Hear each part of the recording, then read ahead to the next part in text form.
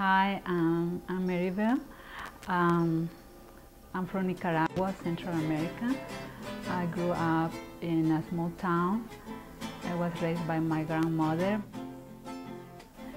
And until maybe 22 years, I was in Nicaragua. Then I married after that and came to the United States.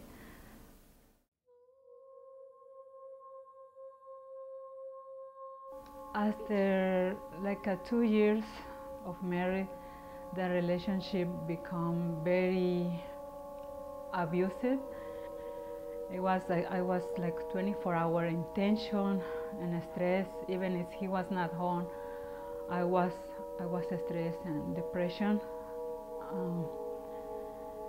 I knew I couldn't handle it anymore. At that moment, I felt helpless because I didn't have a job, I didn't have no money, I didn't have no friend. I didn't know what to do. I didn't know the system of this country. I remember myself praying a lot to God for direction, for help, what to do, because that was not my dream.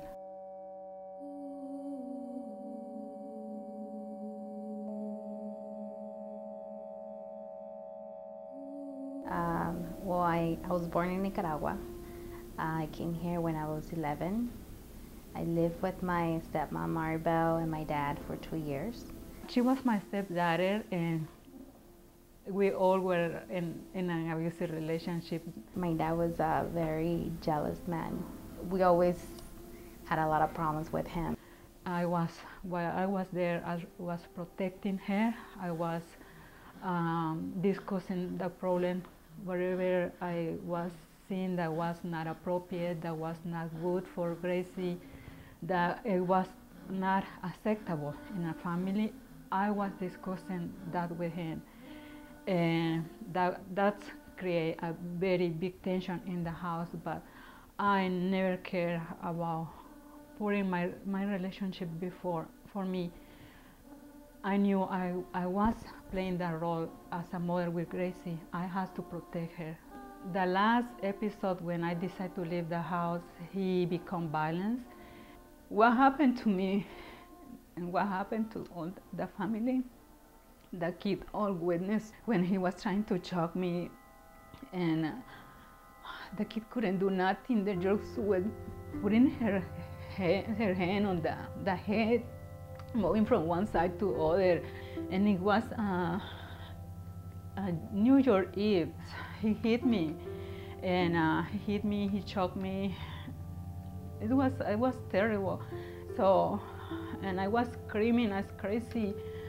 Can somebody call the police? Can somebody call the police? And Gracie was brave enough to call the police.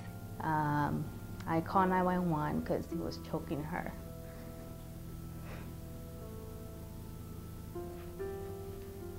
And, you know, I just had to get out of there. And he just, you know, he had a lot of bad qualities that, you know, father shouldn't have. And I just couldn't stay there anymore.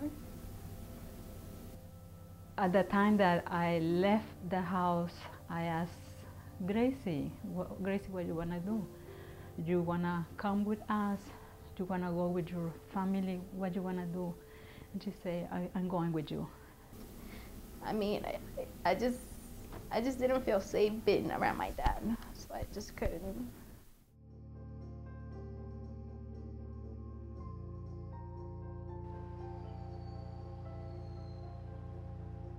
When I came to Alexandria House, I was in so much need of so much support that I was so glad that I found Alexandria House. Besides to find a safe place, I also find a family. I feel that I was not alone. I feel that there was hope for me to start a new beginning. I feel safe in the house. So through the case manager in Alexandria House. They will help me even to put my resume together, prepare me for the interview. My first job was in a grocery store, packing up the grocery.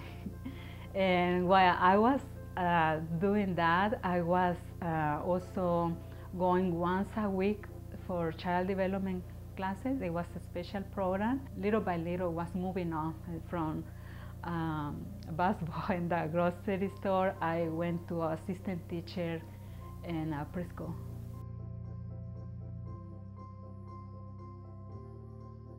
When I was before the 2 years, I feel I was ready to move on. That it was the chance, it was the time to give the space to other people. That was ready to start on my own. I've told a couple of my friends what's happened. Not everyone knows. I don't tell everyone because I'm mainly scared of the questions they'll ask of how I got to be there. Mainly my father for putting us in that situation. And for having to have my mom go through all that. It was a long journey, but it was worth it. And I have a better life now, you know, a better life for my kid.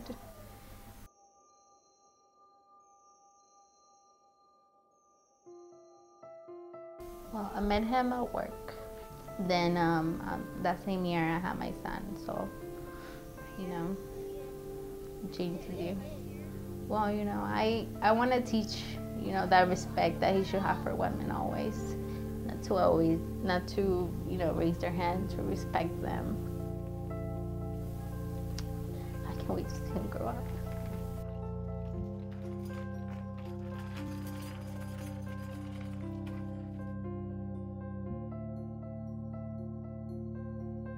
I started working in childcare in Alexandria House with the kid of the house and the past resident of the house. And then I found out that the Alexandria House was going to have a building for permanent housing, and they were looking for a manager. One of my goals to save some money. Now I don't pay them.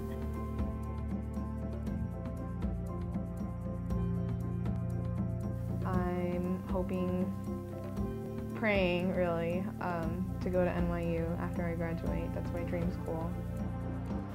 Right now I have an internship at a hat shop called Ariane. I'm working there as an intern and I make hats by hand. Yes, for my future, I'm planning to give of what I have received in Alexandria House. I have received so much help, and from feel hopeless, I now feel empowered to help other women.